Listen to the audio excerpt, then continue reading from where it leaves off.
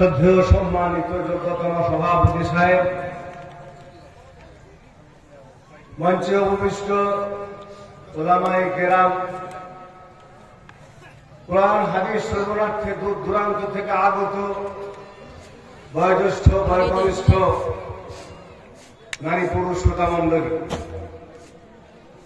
যাবতীয় যথার্থ প্রশংসা মাত্রই আল্লাহ সুবহানাহু ওয়া তাআলার জন্য, সেই আল্লাহ রাব্বুল আলামিনের জন্য যিনি আমাদের সকলের খালেক তথা সৃষ্টিকর্তাই শুধু নন, তিনি আবার আমাদের সকলের রব। অর্থাৎ তিনি শুধু আমাদের সৃষ্টি করেই ছেড়ে দিয়েছেন এমনটা নয়, তিনি যথাযথভাবে আমাদেরকে লালন পালন করছেন। এই জন্য তিনি রব, লালন পালন করেন। সেই আল্লাহর প্রশংসা করা, যথাযথভাবে প্রশংসা করা, 100 ভাগ প্রশংসা করা আমার মতো আব্দুল মালিকের পক্ষে তো দূরের কথা। এই পৃথিবীর সবচাইতে জ্ঞানী ব্যক্তির পক্ষে সম্ভব হবে না, হয়নি। তিনি সকল প্রকার প্রশংসার ঊর্ধ্বে, চাই তা আমরা যেভাবেই প্রশংসা করি না কেন তা হবে অতি নগণ্য, অতি সামান্য। অতএব অত্যন্ত সংক্ষিপ্ত প্রশংসা করার পর লাখ কোটি দুর্গার শান্তির ধারা বর্ষিত হোক সেই নবী, সেই রাসূলের উপরে, যিনি দেশ কাল পাত্রভেদে জাতি ধর্ম বর্ণ নির্বিশেষে সকলের জন্য বিশ্বনবী আখ্যায়িত হয়ে, বিশ্বনবী খেতাবের উপাধিতে ভূষিত হয়ে এই পৃথিবীর বুকে ধরাধামে আবির্ভূত হয়েছে। আর এই কথা শুধু আমার মস্তিষ্ক প্রসূত কথা নয় বা মৌখিক কথা নয়। তিনি যে বিশ্বনবী, আপনারা কি মনে করেন যে আমার মৌখিক কথা? না, তা নয়, আল্লাহ নিজে বলছেন। দু চারটি কথা আলোচনা করার পূর্বে আপনাদের সামনে অনুরোধ করছি, স্বরের বন্ধুরা, আপনারা শ্রোতা হিসাবে যারা এখানে উপস্থিত হয়েছেন, দয়া করে মেহেরবানি করে এখানে সেখানে ইতস্তত বিক্ষিপ্ত হবে ছড়িয়ে ছিটে না থেকে সামনে এসে পরিসর নিয়ে বসুন। এই মজলিস হচ্ছে বরকতপূর্ণ মজলিস, একটা মহতি মজলিস। আপনাদের অনুরোধ করছি, আপনাকে সামনে দাঁড়িয়েছেন, আমার অনুরোধ শুনতে পাচ্ছেন না নাকি? সামনে চলে আসুন। এই কমিটি অত্যন্ত সুচারুরূপে আপনাদের জন্য কি সিস্টেম করেছেন, বন্দোবস্ত করেছেন, সাজিয়ে গুজিয়ে প্যান্ডেল করেছেন, বসার জায়গা করেছেন। অতএব তাদের এই প্রচেষ্টাকে একটু মূল্যায়ন করুন, মর্যাদা দিন। সামনে এগিয়ে আসুন, আপনাকে না হলে খুব ভালো লাগে। ভাইরা আমার, চলে আসুন, সামনে বসুন। আমার বন্ধুগণ, যে কথা বলে শুরু করেছিলাম, আপনাকে আমাকে সকলকে মনে রাখতে হবে যে আমরা কিন্তু কোন আঞ্চলিক নবীর উম্মাদ নই। আমরা কোন আঞ্চলিক নবী, জেলা ভিত্তিক নবী, রাষ্ট্রভিত্তিক নবী, মহাদেশ ভিত্তিক নবীর উম্মাহ নই। আমরা হলাম সকলে বিশ্ব নবীর উম্মাহ। আল্লাহ নিজে বলছেন, কুল ইয়া আইয়ুহান নাসু ইন্নী রাসূলুল্লাহি ইলাইকুম জামিআ। আল্লাহ নিজে বলছেন তার নবীকে, হে নবী, হে রাসূল, সমগ্র বিশ্বের মানুষকে সুস্পষ্ট করে আপনি বলে দিন, আমি হলাম তোমাদের সকলের জন্য, বিশ্ববাসীর জন্য বিশ্বনবী হিসেবে আবির্ভূত হয়েছি। আলহামদুলিল্লাহ, সেই নবীর আমরা উম্মাহ। অতএব নবীর আদর্শকে সম্মান দেখিয়ে যেখানে সেখানে বিশৃঙ্খলা না করে সামনে আসুন, সামনে এসে বসুন, কোরআন এবং হাদিসের আলোকে ওয়াজ শুনেন আর জীবনকে ধন্য করুন। আল্লাহ যেন আমাদের সকলকে কোরআন এবং হাদিস মেনে চলার তৌফিক দান করেন। আমরা সকলে বলি আমিন। আমার বন্ধুগণ, পিরোজপুরের এই জলসা, পিরোজপুর বাজিতপুর মাদ্রাসার জলসা, আজকেও 3টে ছেলে ফারাঘাত করবে। সারা বিশ্বের মাদ্রাসাগুলো তো মূলত ফুল বাগান। আর শিক্ষক শিক্ষিকা বৃন্দ যারা আছেন তারা সেই ফুল বাগানের মালিক। মালির কি কাজ কি বলুন দেখি? মালির কাজ হচ্ছে ফুল বাগানকে পরিচর্যা করা, যত্ন করা। বাগানকে যদি পরিচর্যা করা হয়, যত্ন করা হয়, ভালোভাবে দেখাশোনা করা হয়, তাহলে সেই ফুল বাগানের ফুলগুলো প্রস্ফুটিত হবে যথাসময়ে, যথা নিয়ম। এই মাদ্রাসা থেকে পড়াশোনা করার পর যারা ফারেক হলেন তারা যেন এক একটা প্রস্ফুটিত ফুল, ফুলন্ত ফুল। আর এই বাগানকে পরিচর্যা করার জন্য আপনারা সকলে হেল্পার, সকলের আছেন, আপনারা সহযোগী। আল্লাহ যেন আপনাদের সকলের প্রচেষ্টাকে কবুল করেন, আমিন। এই মাদ্রাসার ইতিহাস খুব গর্বের ইতিহাস। আমার দুই বন্ধুবর মাওলানা তাসিরউদ্দিন সাহেব এবং কারি সাহেব আজহারুল সাহেব যেন রক্ত দিয়ে তিল তিল করে গড়ে তুলছেন আপনাদের সহযোগিতা নিয়ে। তাদের সহযোগিতা ছাড়া এত বড় মহিদে পরিণত হওয়া সম্ভব ছিল না। এই মাদ্রাসার গুণেই, এই মাদ্রাসার কারণেই আজকে বরকত নাজিল হচ্ছে গোটা পিরোজপুর বাড়িপুর গ্রামে, যেন ফুলে ফলে সুশোভিত। এই মাদ্রাসা আপনারা ধরে রাখবেন। আল্লাহর কাছে দোয়া করি আন্তরিকভাবে, যেন যুগ যুগ ধরে এই মাদ্রাসা স্থায়িত্ব লাভ করেন, আমরা বলি আমিন। এই মাদ্রাসা আপনাদের নাজাতের ওয়াসিলা হয়ে যাবে, জানেন? এই মাদ্রাসা আপনাদের জন্য, সকলের জন্য নাজাতের ওয়াসিলা হয়ে যাবে, নাজাতের কারণ হয়ে যাবে, মুক্তির কারণ হয়ে যাবে ইনশাআল্লাহ। আমার বন্ধুগণ, অনেক বক্তা এসে ভিড় করেছেন, আমি তাদের একজন। অতএব সময়ের দিকে লক্ষ্য রেখে সামান্য কিছু কথা বলার চেষ্টা করব, রেখাপাত করব, আলোকপাত করব।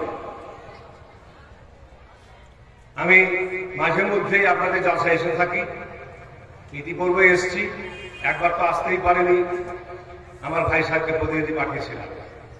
আলহামদুলিল্লাহ, আল্লাহর ফজলে আবার এসছি। কিছু বিষয়ের প্রতি আলোকপাত করবো, আপনারা মনোযোগ দিয়ে শোনার চেষ্টা করবেন, যাতে করে আমরা সকলে ফায়দামন্দ হতে পারি, উপকৃত হতে পারি।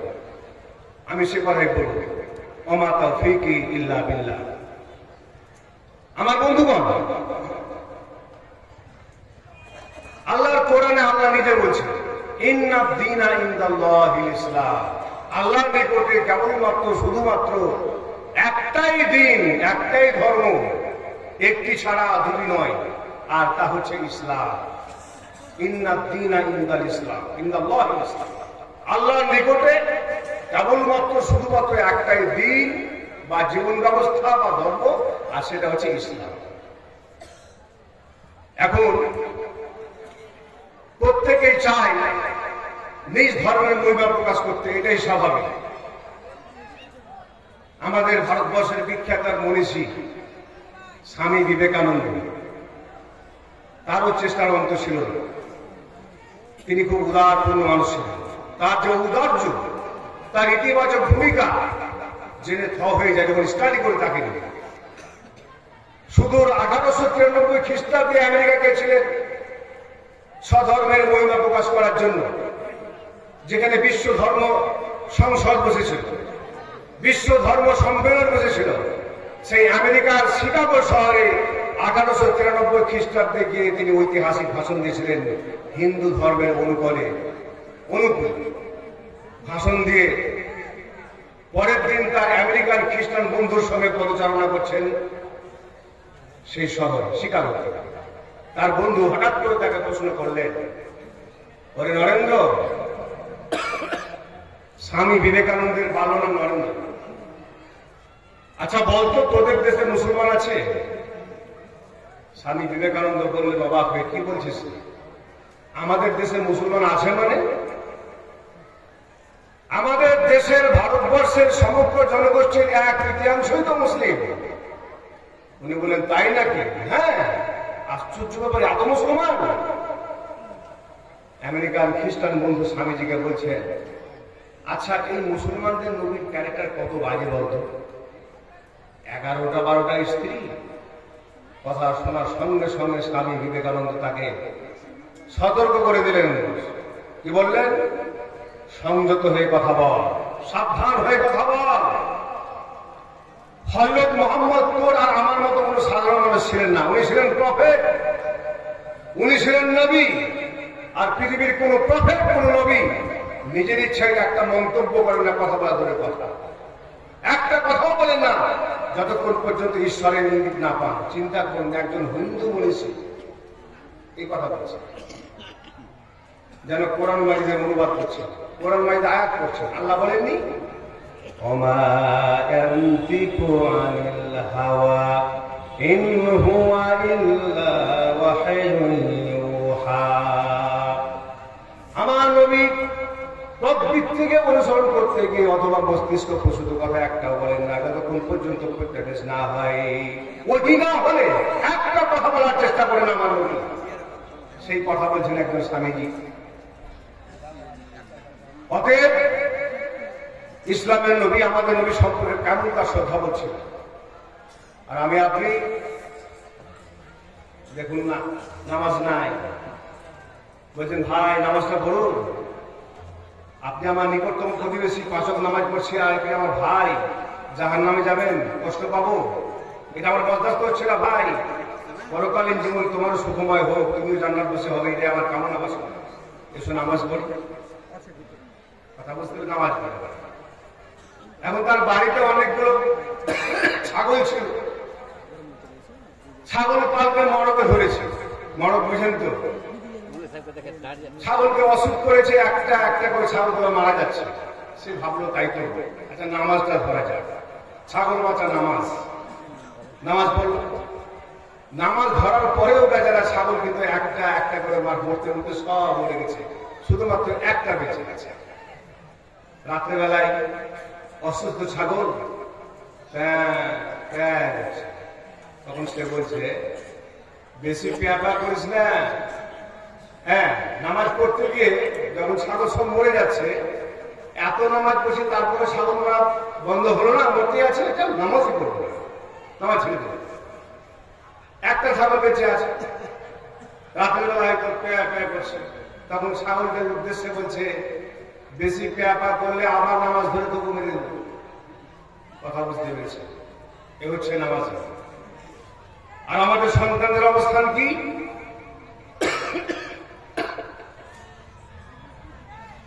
কোরআন হাদিসের প্রতি কোনো আনুগত্য নাই, কোনো দয়া নাই, কোনো কৌতূহল নেই, জানার মানসিকতা নেই। শুধু খ্রিস্টান মনোভাব কোনো কিছু লোকের সঙ্গে উঠার বসা আর অবচরে সমালোচনা করা, বদনাম করা, এই হচ্ছে তাদের কাজ। ওই যে ইউনিভার্সিটিতে 2-4 বার গিয়েছে আর সহপাঠীদের কাছ থেকে পাঠ নিয়েছে, দেয়ার ইজ নো গড। কথা বুঝতে পেরেছেন? There is no God. কেন? সে লন্ডন থেকে পাস করেছে, এমএসসি পাস করেছে, পিএইচডি করেছে। কে বলেন মৌলানা সাহেব, আচ্ছা আপনারা তো বলছেন যে উজু ভেঙে গেলে উজু করতে হয়। একটা কথা মাথার মধ্যেই ঢুকে না, উজু ভেঙে যায় কি বসকে যায় দেখতে পাই না। আচ্ছা মেনে নিলাম যে উজু ভেঙে যায়, কিন্তু দোষ কে করে আর শাস্তি কাকে দেওয়া হয় বলুন তো? কে অপরাধ করে কাকে শাস্তি আমরা দিই? উপলব্ধি করেছেন? এই ছেলে আপনার ঘরের ছেলে একজন সরল সহজ মানের মৌলানাকে এবং সাহেবকে প্রশ্ন করছে, কে বাবা? কথা বুঝতে পারেন না?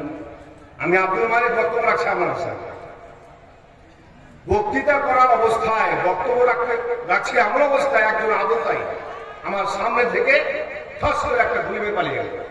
আমি পড়ে গেলাম, আর আপনারা ছড়ে গেলে আদতাইকে ধরার জন্য ধর ধর ধর।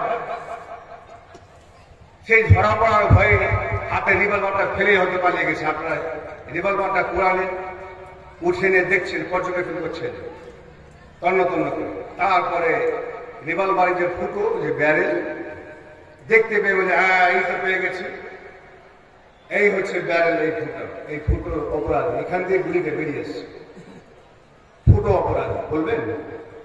না, ছোট অপরাধী নয়, ওর কাজ হচ্ছে বার করে দেওয়া, বার করে দিয়েছে। তাহলে অপরাধী কে? অপরাধটা কে করলো? আঙুলে যে টিকাটা চাপ দিয়েছে, যার মস্তিষ্ক থেকে এই শয়তানি বুদ্ধি বেরিয়েছে টিকারে চাপ দিতে হবে, অপরাধী সে। আজকে জুমার জালসার দিন, জালসার দিনে খুব মাংস দিয়ে ভাত খেলে, আরো কত কি খেলে, নিয়ন্ত্রণ মানলেন না, বাধা ধরা মানলেন না, লাগাম ছাড়া খেলেন, অপর্যাপ্ত পরিমাণে খেলেন, যা খাওয়ার নয় সেটাও খেলেন। ব্যাস কি হলো? উজু করেছিলেন, পেছনের দরজা দিয়ে বাতাসটা বেরিয়ে গেল, উজুটা ভেঙে গেল। তাই বা আপনি মাংস ভাত খেলেন, কলকাতা যাবেন, নিকটবর্তী স্টেশন জমিপুর, টিকিট কেটে ট্রেনে উঠলেন, ট্রেনে ওঠার পর দেখছেন যে ফকাত দিয়ে ছড়াছড়ি, বাদাম বাদাম, লজেন্স লজেন্স লজেন্স, লতিকা, তারপরে আরো কত বাদামওয়ালাকে বলছেন, বাদামওয়ালা কটা প্যাকেট? 5 টাকা প্যাকেট, 1 প্যাকেট দেন। আহ কি টেস্টফুল, আর 1 প্যাকেট দেন। এইভাবে করে 2-4 প্যাকেট খেয়ে ফেলে, একটু পরে যখন আবার বলছে লজেন্স লজেন্স, সুন্দর সুন্দর পলিথিনের ভিতরে দেখা যাচ্ছে লাল লাল, কালো কালো, গোলাপি। কটা প্যাকেট? লজেন্স 5 টাকা প্যাকেট, দেন 1 প্যাকেট। ওটাও খালি খেলেন, আপনার চুষছেন, আহ কি মজা, ঝাল ঝাল, টক টক, মিষ্টি মিষ্টি, ওটাও প্যাক করে। অতপর দেখা গেল কিছুক্ষণ পর আপনার পেটটা ফাঁকতে লাগলো, পিছনের দরজা দিয়ে বাতাস বেরিয়ে গেল, উজু ভেঙে গেল। এবার আপনি বলুন, এই যে উজু ভেঙে গেল, তার জন্য মূল অপরাধী কে? যারে ছোট নাকি? একটু দেখা যাক। যারা অপরাধ করেছে, যারা অপরাধী, শাস্তি তো আপনি আর আমি তাকেই দিব, তাদের কি? পর্যাপ্ত পরিমাণে মাংস ভাত খাওয়ার পরেও ট্রেনে উঠলেন, আর যেই হকারদের দাবাদাবি হলো, প্রত্যেকের কাছ থেকে যা ইচ্ছা হলো তাই খেলেন। তাহলে অপরাধী হচ্ছে আপনার মস্তিষ্ক, মাথায় খেলেছে, সুন্দর সুন্দর লজেন্স দেখতে পাচ্ছি, আহ জিভ দিয়ে জল চলে আসছে, খেতেই হবে, 1 প্যাকেট দাও, 2 প্যাকেট দাও, আরো দাও। অতএব সাইজটা যদি করতে হয়, মাথাকে সাইজটা করতে হবে। অতএব উজু করার সময় মাথা বসাতে হবে। পায়ে কেটে গেছেন, পা আপনার অপরাধী, সাজটা যদি করতে হয়, পাটাকে সাইজটা করুন, উজু করার সময় পা ধৌত করুন। হাত বাড়িয়ে নিয়েছেন, হাত আপনার অপরাধী, উজু করার সময় হাতটাকেও সাইজটা করুন, হাতটা ধৌত করুন। চোখ দিয়ে দেখেছেন, ভালো লেগেছে, তারপর দেখেছেন, চোখটাকে ধৌত করুন। মুখ দিয়ে চিপি চিপি খেয়েছেন, অতএব অপরাধী আপনার চোখ, মুখ, মাথা, হাত, পা, যারা যারা অপরাধী তাদেরকে শাস্তি করা হয়। প্রমাণ হলো ইসলামের প্রত্যেকটা আইন এবং কারণের পশ্চাতে ইসলামিক দর্শন ভিত্তিক কারণ আছে।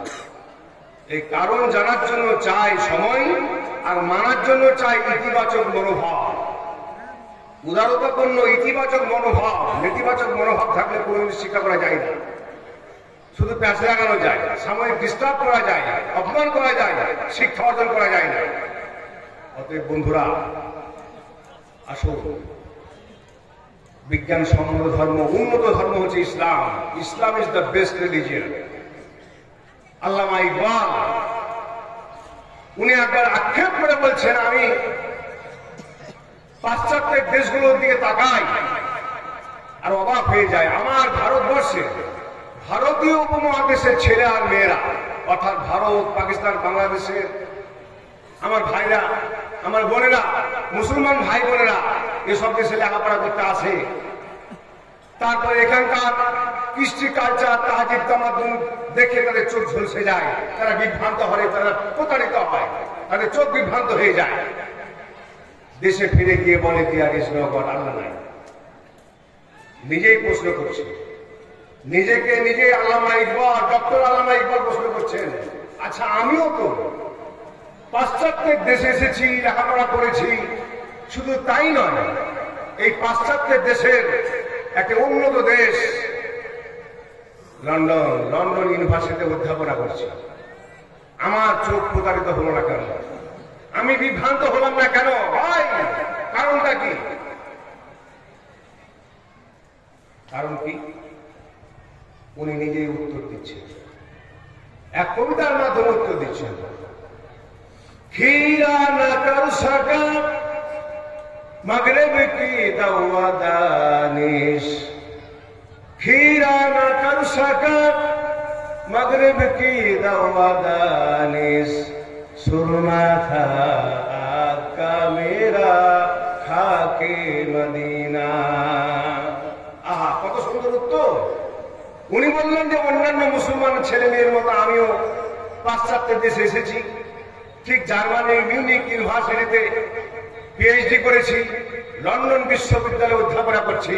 তাহলে পাশ্চাত্যের কৃষ্টি কালচার, শিক্ষা সংস্কৃতি আমার চোখকে প্রতারিত করতে পারলো না কেন? আমি বিভ্রান্ত হলাম না কেন? কারণ জানবে? এর কারণ একটাই, যে পাশ্চাত্যের দেশে আসার আগে পবিত্র মদিনার সোনার মাটি দিয়ে, পবিত্র মাটি দিয়ে আমার চোখকে সুরমা করেছিলাম।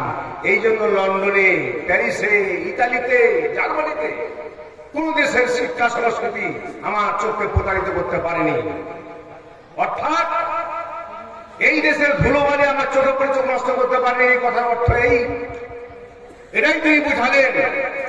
পাশ্চাত্য দেশীয় শিক্ষা সংস্কৃতি গ্রহণ করার অনেক আগে পবিত্র মদিনার শিক্ষাটা, কোরআন হাদিসের শিক্ষাটা বক্ষে আগে ধারণ করেছি। এই জন্য আমি বিভ্রান্ত হইনি, আমার চোখ প্রতারিত হয়নি। সুতরাং এমএসসি করান, আইপিএসসি করান, ডব্লিউবিসিএস করান, পিএইচডি করান, এমকম করান, যত করেন না কেন, লন্ডন পাঠান, কেমব্রিজ পাঠান, প্রিন্সটন পাঠান, যেখানে পাঠান না কেন, সবার আগে নিতে হবে কোরআন এবং হাদিসের শিক্ষা। যে শিক্ষা পিরোজপুর মাদ্রাসায় দেওয়া হয়, বাজিতপুর মাদ্রাসায় দেওয়া হয়। আলহামদুলিল্লাহ, বলুন আলহামদুলিল্লাহ। আমার বন্ধুগণ, অহমিকা ত্যাগ করতে হবে, জীবন করতে হবে অহমিকা শূন্য। জানার কৌতূহল থাকবে, এই জন্য মানব। জানবো অতপর মানব, জানবো এই জন্য মানব, আমল করব, আর পরকালীন জীবনকে সফল করবে এই জন্য। আমার বন্ধুগণ, অহমিকা করার কোন গুঞ্জাইশ বা অবকাশ নেই। আর অহংকারকে আল্লাহ ভালোবাসেন। কি বলেন, ভালোবাসেন? আল্লাহ অহংকারীকেও ভালোবাসে না, অহমিকাকেও ভালোবাসে না।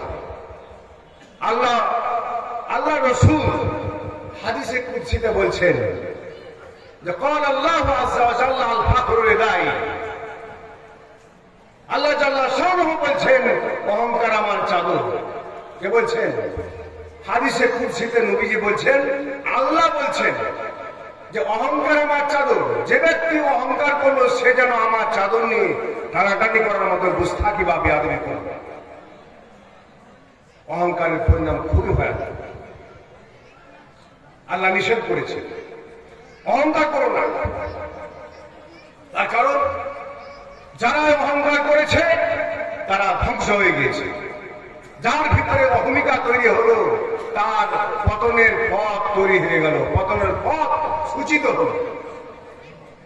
অহংকারের পরিণাম যে কত ভয়ানক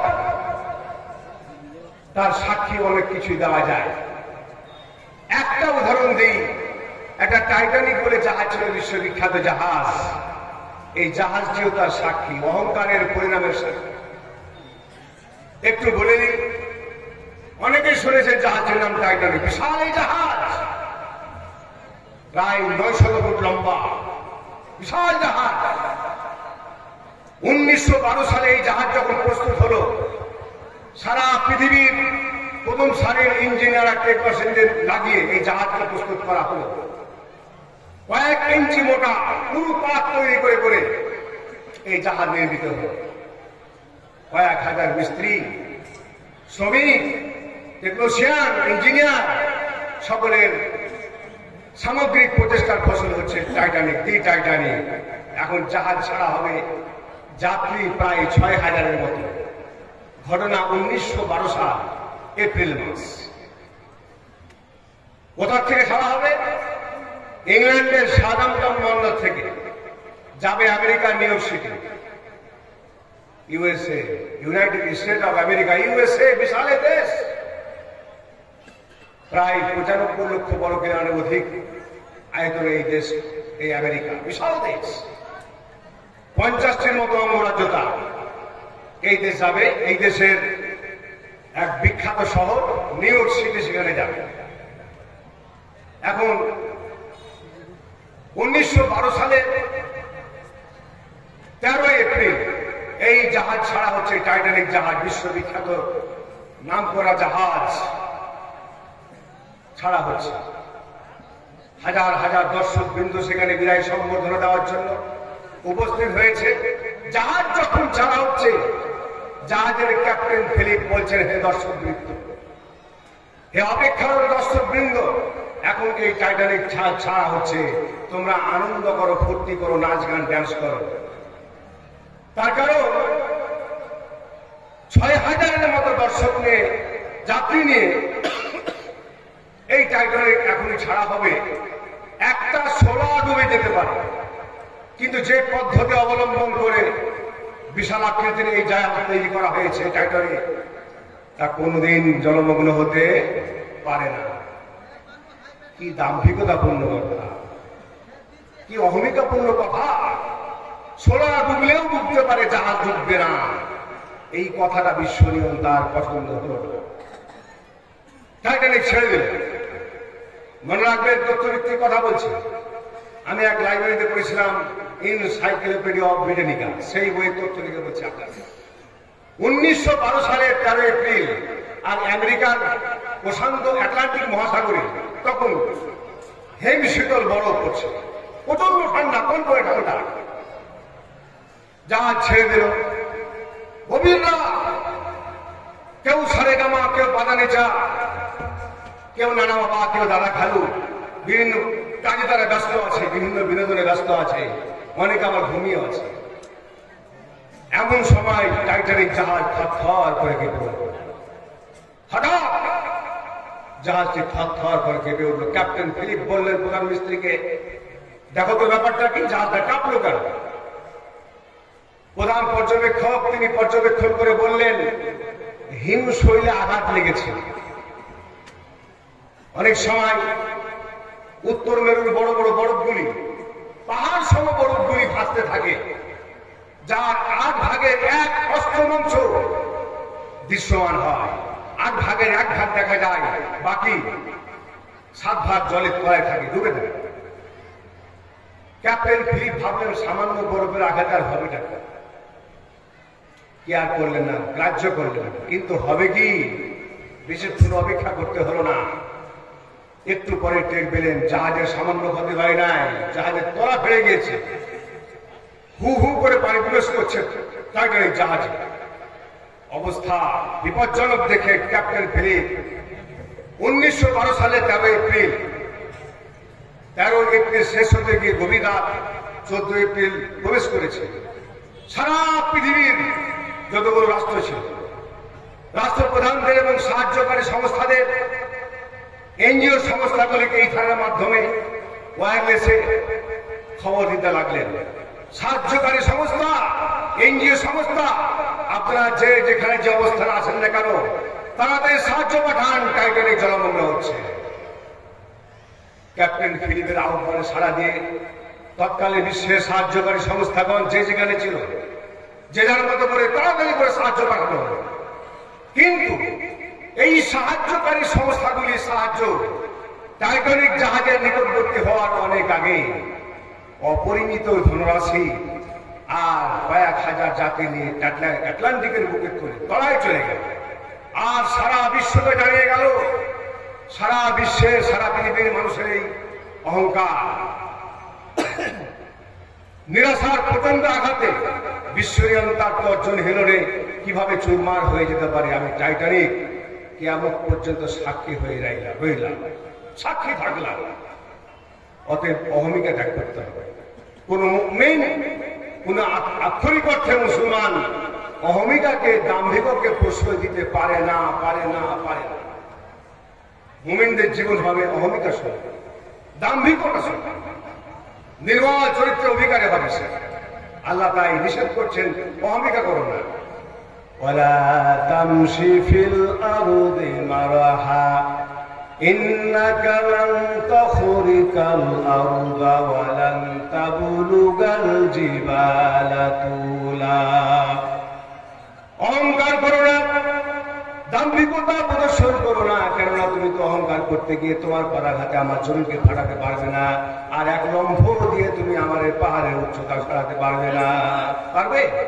এই যে হিমালয় পর্বতমালা আছে, সারা পৃথিবীর সবচাইতে উঁচু পর্বত শৃঙ্গ ৮,৮৪৮ বর্গ মিটার। এতটা উঁচু পর্বত লঙ্ঘন করতে পারবে? পারবে না।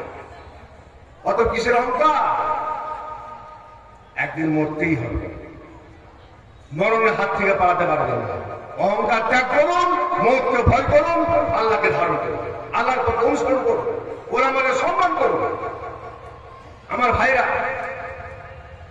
ভাইদেরকে বলা হয় দিনের কথা, আর ভাইরা হেসে উড়িয়ে দেয় ওরা আমাদের কথা। আমার বন্ধু, অনেক নাস্তিক কবির কবিতা আপনারা পড়েছেন, সেই নাস্তিক কবির কবিতাগুলি পড়ছেন, আওড়াচ্ছেন, আর তাদের অনুসারী হয়ে যাচ্ছেন, তাই না? একজন নাস্তিক কবি ওমর খৈয়াম, উনি যেমন বলছেন জান্নাত সম্পর্কে, জাহান্নাম সম্পর্কে, পরকালীন জীবন সম্পর্কে, মিজান সম্পর্কে, হাসর সম্পর্কে, নাজর সম্পর্কে কি বলছেন? নগদ যা পাও হাত পেতে নাও, বাকির খাতায় শূন্য থাক, দূরের বাদ্য কিলাপ শুনে মাঝখানে চেপে যায়। হ্যাঁ, এই বেলা ভাই মদ খেয়ে নাও, এই বেলা ভাই মদ খেয়ে নাও, কাল নিশীথের ভরসা কই, চাঁদনি জাগিবে যুগ যুগ ধরে, আমরা তো আর রব না। এই নাস্তিক কবি বলছেন যে মৃত্যুর পর আবার পুনর্জীবিত হওয়া লাগবে, পুনর্জীবন লাভ করব, জীবিত হতে হবে, তারপরে হিসাব দিতে হবে, তারপরে জান্নাত জাহান্নাম, সব বাকির কথা। এই সব বাকির আশায় বসে না থেকে সামনে যা পাও, সুন্দরী তরুণী তন্ডী উর্বশী, তাদের উষ্ণ ছোঁয়া উষ্ণ কর্মর্দন ত্যাগ করে লাভ নাই। নগদ যা পাও হাত পেতে নাও, বাকির খাতায় শূন্য থাক, ওইসব বাকির কথা শুনে কোনো লাভ নেই। কথা বুঝতে পেরেছেন? মৃত্যুকে ভয় নাই, মৃত্যু যে আপনার হবে এই ব্যাপারে সন্দেহ আছে? হযরত আদম আলাইহিস সালাম থেকে এ পর্যন্ত যত নবী এসেছেন এবং তার অনুসারী এসেছেন, কারো অবস্থান বাকি আছে? কারো অবস্থান বাকি নাই, সব চলে গেছে। আহা, কেউ থাকবে না, সব চলে যাবে। মৃত্যু থেকে বাঁচার কোন উপায় নাই। আল্লাহ রাব্বুল আলামিন স্পষ্ট করে বলেছেন, কুল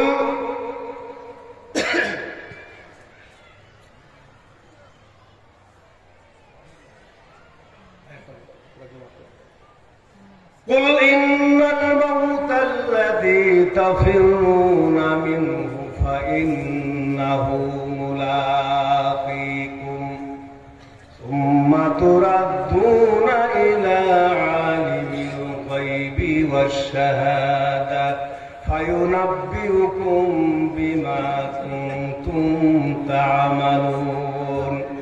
হে নবী, আপনি বলুন, যেই মৃত্যু থেকে তোমরা পলায়ন করছো, পালাবার প্রাণান্ত করার চেষ্টা করে যাচ্ছ, ফাইন্নাহু মুলাকিকুম, মৃত্যু তোমাদের ধারণ করবে, মৃত্যু সাক্ষাৎ করবে, পালাবার কোন পথ নাই। পালাবার পথ আছে? তারপরে সুম্মা তুরাদ্দুনা ইলা আলিমিল গায়বি ওয়াশ শাহাদা, যিনি দৃশ্য অদৃশ্যের খবর রাখেন, সেই সত্তার কাছে তোমাদেরকে ফিরিয়ে দেওয়া হবে। ফায়ুনাব্বিউকুম, আর তিনি সংবাদ দিলেন তোমাদেরকে, বিমা কুনতুম তা'মালুন, তোমরা আমল করছো, ভালো করছো, মন্দ করছো, নেক করছো, খারাপ করছো, যা কিছু করছো, এই সব খবর আল্লাহ তোমাদেরকে দিয়ে দিয়েছে। অতএব পালাবার কোনো উপায় নেই, পালাবার কোনো জায়গা নেই। কবি বলছেন, মরণ থেকে পালাও তুমি, মরণ থেকে পালাও তুমি, মরণ তোমায় লইবে ঘিরি, যদিও সুদূর আকাশ পানে লুকাও সেথায় লাগাইছি। আহারে, এই মরণের কোন ঔষধ নাই, নাই সে ঔষধ জগতে। দরিয়া কাতর হইলে কি হবে, পাইবে না তাকে তাড়াতে। এই যে মরণ এমন এক ব্যাধি, এমন এক মহারোগ, যেই মহারোগ, যেই ব্যাধি সারাবার কোন ডাক্তার নেই। এই মহারোগ থেকে, এই মরণ বিধি থেকে পালাবার জন্য যদি পাহাড়ে পর্বতে লুকাইতে হয়, তারপরে আপনার সমুদ্রের তলদেশে চলে যাও, উপায় নাই।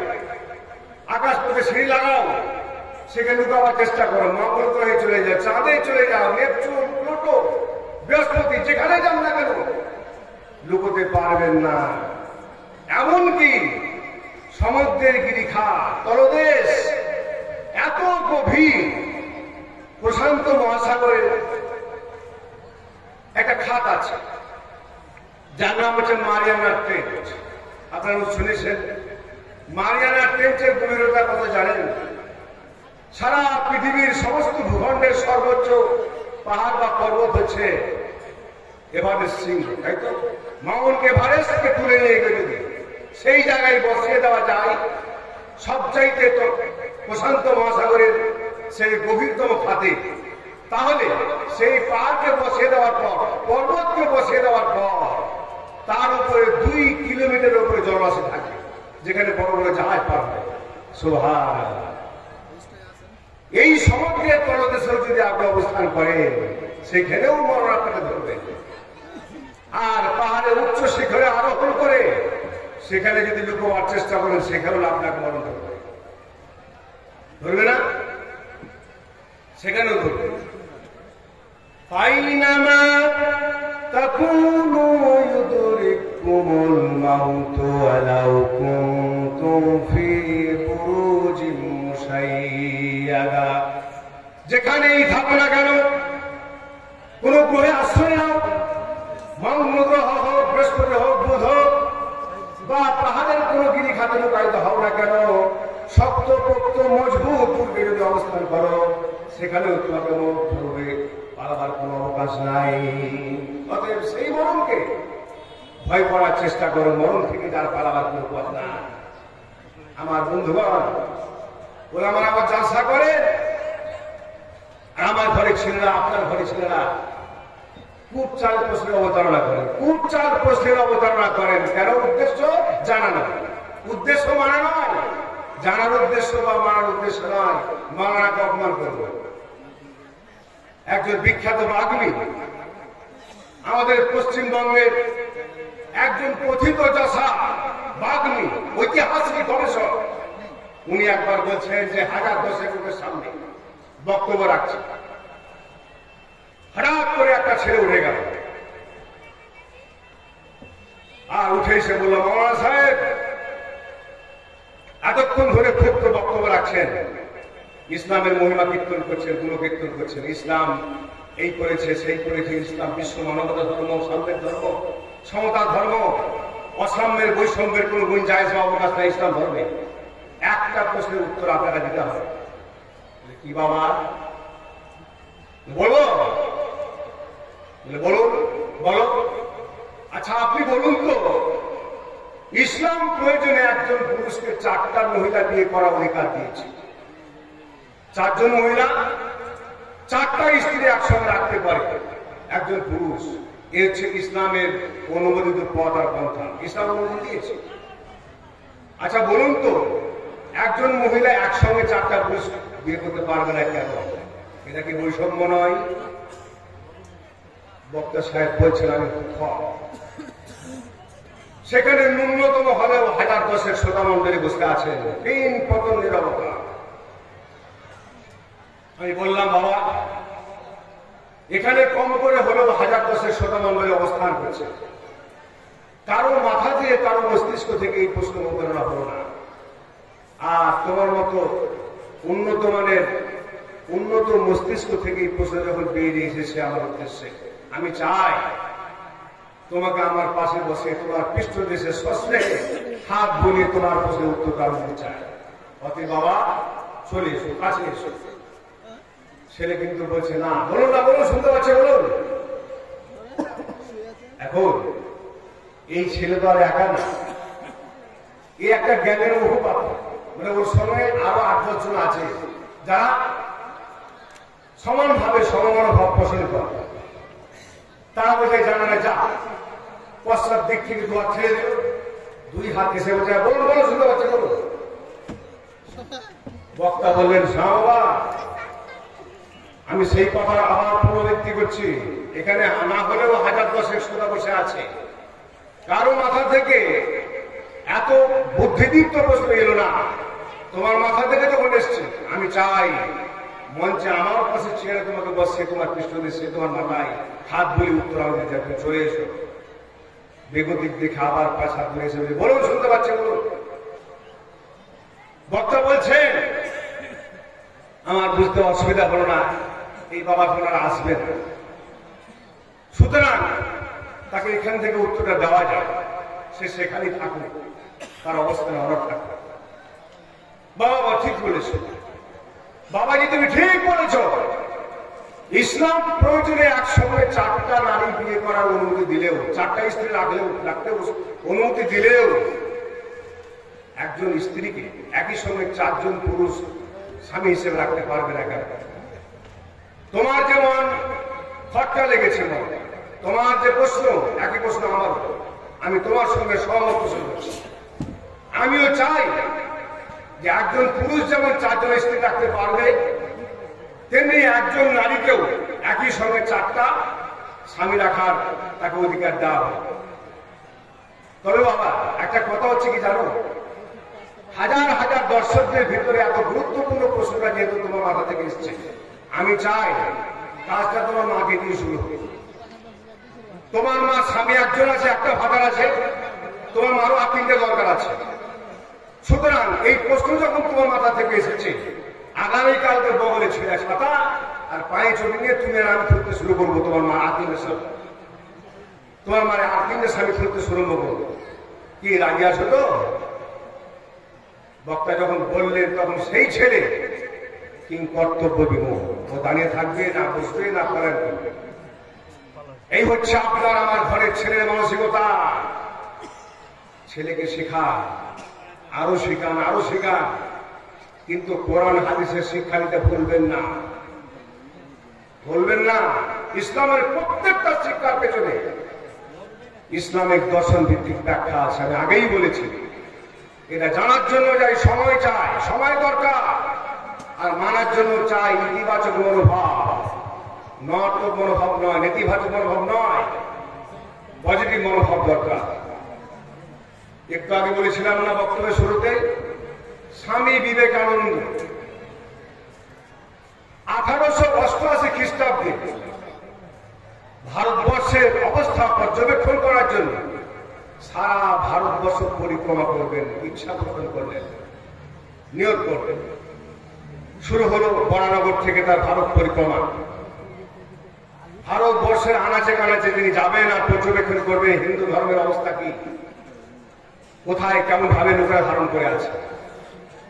এই পরিক্রমা বজায় রাখতে গিয়ে দক্ষিণ ভারতের এক রাজার বাড়িতে আতিথেয়তা গ্রহণ করলেন। তিনি অতিথি হলেন। তিনি জনৈক ব্যক্তির মুখ থেকে জানলেন যে এই রাজা, যে রাজার তিনি আতিথ্য বরণ করেছেন, গ্রহণ করেছেন, সে রাজা নাস্তিক, তিনি ঈশ্বর মানেন না। সঙ্গে করে দিচ্ছি, স্বামী বিবেকানন্দ জানলেন যে রাজার বাড়িতে আমি অতিথি, সে রাজা নাকি ঈশ্বরকে মানেন না, নাস্তিক। বেশ ভালো কথা। রাজামশাই যখন ঘরে এলেন, স্বামীজি তাকে প্রশ্ন করলেন, রাজামশাই সামনে দেখা যাচ্ছে ছবিটা কার? ওটা আমার বাবার ছবি। আচ্ছা। উনি এক পা করে এগিয়ে গিয়ে দেওয়ালে টাঙানো অবস্থায়, ঝোলানো অবস্থায় ছবিটিকে নামিয়ে নিলেন। নামিয়ে নিয়েছে রাজাকে বলছে, রাজামশাই আপনাকে যদি আমি বলি এই ছবির উপর আবার এই বাবার ছবির উপরে পা রাখতে হবে, পারবেন না? কেন পারবেন না? সে তো নিষ্প্রাণ, সে তো মাটির মূর্তি, তার মতো দাম তো নেই। তার নিষ্প্রাণ হলেও যে তার মূল্য আছে আপনি মানছেন? রাজা বলেন, হ্যাঁ তা মানব। তাৎক্ষণিক ভাবে নাস্তিক রাজাকে আস্তিক করলেন শিরকি ধারণার সঙ্গে স্বামী বিবেকানন্দ। কিন্তু আজকে যদি স্বামীজি বেঁচে থাকতেন, যারা ইসলামবিদ, ইসলামী স্কলার, ইসলামী ফাকিহ, তারা প্রমাণ করে দিতেন স্বামীজি এই ছবি পিকচার এর ভেতরে প্রাণ না থাকলেও, একটা ছবি নিষ্প্রাণ হলেও রাজা জানতেন যে এটা আমার বাবার ছবি, এতে কোনো সন্দেহ নাই, 100% সন্দেহের কথা, এটা আমার বাবারই ছবি। কিন্তু আপনি বলুন তো, যে মাটির মূর্তিকে আপনি দেবতা বলে মানছেন, পরমেশ্বরের এটাই ছবি, এটাই পরমেশ্বরের মূর্তি, 100% গ্যারান্টি দিতে পারবেন? এই প্রশ্ন তাকে করা যেত, উনি বেঁচে থাকতেন। অতএব আসুন, ইসলাম মূল জীবন, ইসলাম মূল ধর্ম, ইসলাম একমাত্র শুধুমাত্র আল্লাহ রাব্বুল আলামিনের মনোনীত ধর্ম, যে ধর্মের আমরা অনুসারী। আসুন আমরা যেন আক্ষরিক অর্থে ইসলামের অনুসারী হতে পারি আর ইমানকে সম্বল করে পরলোক গমন করতে পারি, সেই প্রচেষ্টা আমরা সম্মিলিতভাবে চালাই। আমি আল্লাহ রাব্বুল আলামিনের কাছে দোয়া করি আমরা যেন সকলে ইমানকে সম্পন্ন করতে পারি, আমরা প্রকৃত অর্থে মুসলমান হতে পারি, মুসলিম হিসাবে একে অপরের প্রতি সহানুভূতিশীল হতে পারি, দয়াদ্র মনোভাব পোষণ করতে পারি আর দিনকে ইমানকে সম্বল করে কবরে যেতে পারি। আল্লাহ সেই তৌফিক তুমি আমাদের সকলকে দান করো। এই বলে আমি আমার সংক্ষিপ্ত বক্তব্য শেষ করছি। আসসালামু আলাইকুম ওয়া রাহমাতুল্লাহি ওয়া বারাকাতুহু।